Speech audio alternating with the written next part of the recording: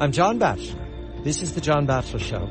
It is 6 June, 1998. Matt Lewis is on board as an observer. He has volunteered his life into the Antarctic seas. These are the southern seas. And Matt says below the 40th parallel, there is no law. Below the 50th parallel, there is no God. There below the 50th, there's no Coast Guard coming. There's no law whatsoever. All they have is other fishing boats out there that they can continue to keep in contact with or send maydays to. They also have life rafts.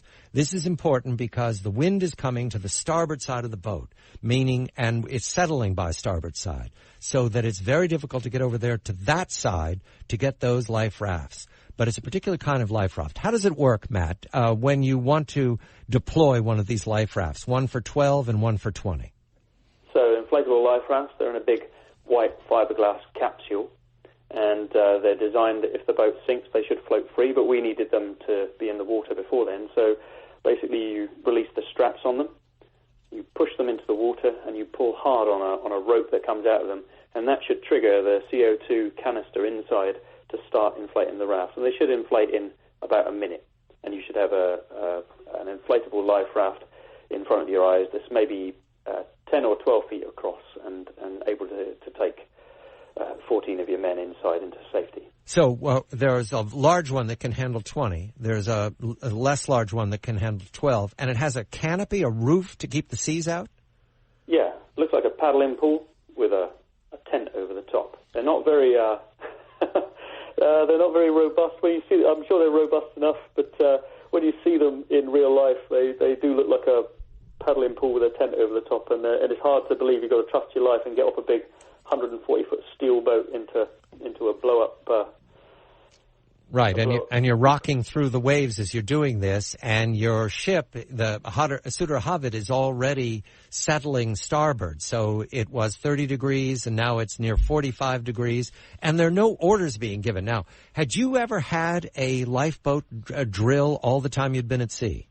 No, and the problem was that I hadn't gone for survival training before I'd gone to sea myself, so I had no idea really how to launch the life rafts, and I had no idea really what we would have to do in the case of an emergency like that. But you did brilliantly go get your immersion suit and lock yourself in, and that kept me reading quickly. I'm thinking he's writing this, so he must be alive. How did you get out of that mess? I decided to go and get my deck suit, my favourite work suit I had. I thought that'll be my best chance of staying warm in the water. So I went up to what's basically the chimney of the boat and got inside, and the door was so heavy I couldn't get back out again afterwards. I was actually trapped inside a sinking ship, and I think it was only because the boat rolled a bit back towards level that I was able to fling the door open. That was one of the most embarrassing moments.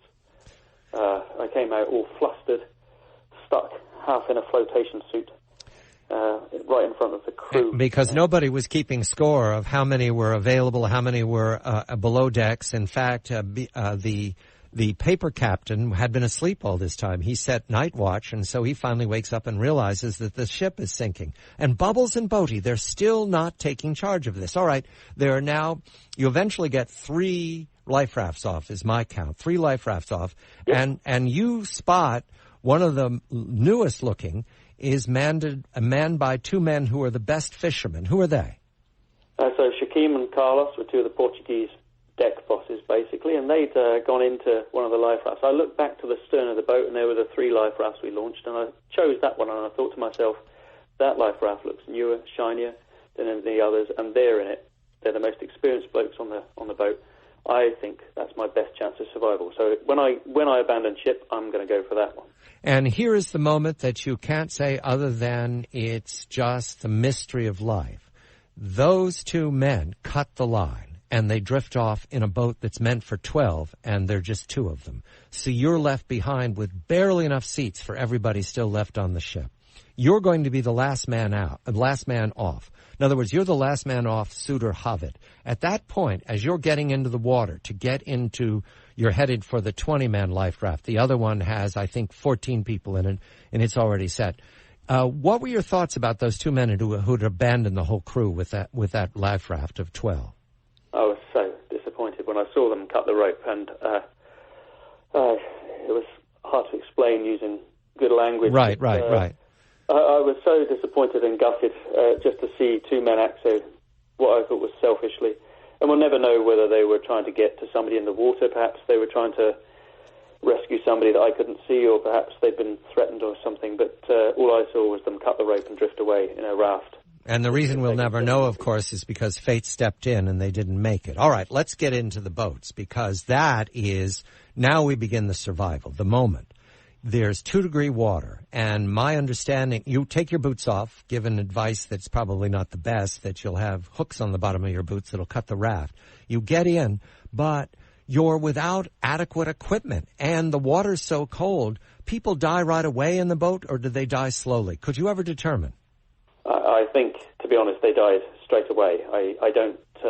We never diagnosed, there was nobody there to do that, but I think that now when I look back that people died of cold water shock within minutes of us abandoning ship, because we were crushed underwater by the boat. As she sank, she came down on top of us and a big metal arch crushed my raft underwater. It flooded us with water that was 1 degree below freezing. So I think some of the men died basically there and then, just the cold water stopped their hearts.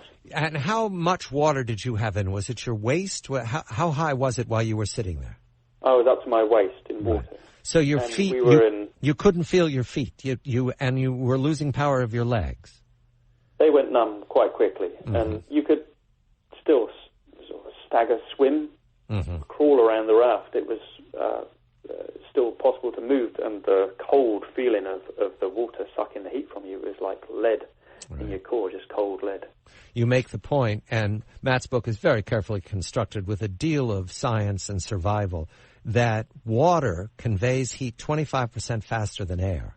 So it's sucking the heat out of his body and sucking the heat out of all those men together very quickly.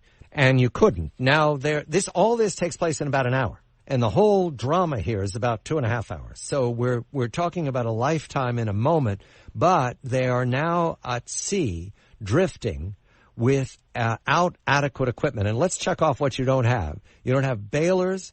You don't have, look, go through it. You don't have a flare. Nobody brought anything you needed.